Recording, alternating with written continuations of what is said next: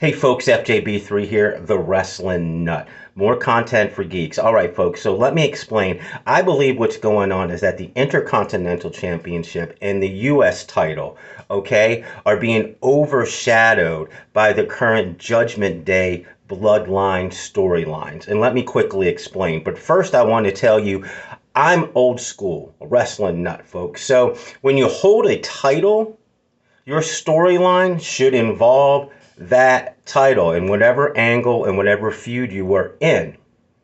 The current Bloodline and Judgment Day storylines completely overshadow the belt, and it puts both of these championships in the background. And it's very interesting, and I do not understand this because I saw the preview today of SmackDown, and Jacob Fatu's in a Money in the Bank qualifier with Andrade and Camelo Hayes. And I'm sitting there going, okay, he's the United States champion. He's not even the de facto leader of the Bloodline. But at least Solo Sikoa won the qualifier, so he's in the Money in the Bank. But now he's in a qualifier. So this has nothing to do with the U.S. title, folks. It has nothing to do with the title.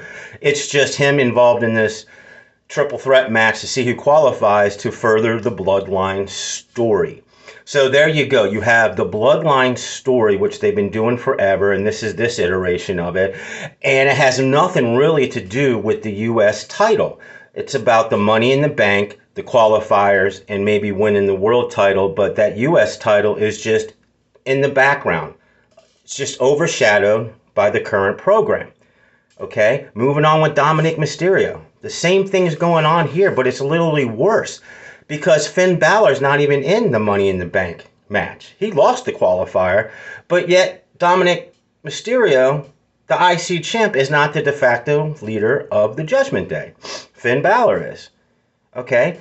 So we have another story going on here with the tuggles and the tussle of who's going to lead the Judgment Day. You know, you have JD McDonagh in the background, Carlita, you know, all these things, even though Dominick Mysterio is your IC champion. And he also has his girlfriend issues.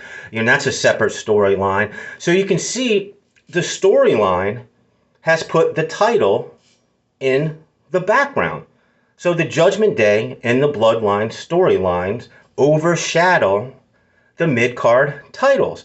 And that really frustrates a wrestling nut like me because those titles should be freed up to elevate other talent. If you have effective story writing going on with two wrestlers that are completely over and they really don't need a mid-card title and you're not even focused on the mid-card title, then why do they have the mid-card title? There are my thoughts, folks. You know, tell me what you think. Leave me a comment. I'll respond. If you get anything from my content, please subscribe to me. I try to give you some good shit. Like it too, that would be cool. I do it for the love of the game. I get it right a lot. I'm the first to admit when I'm wrong, but I do thank you for watching.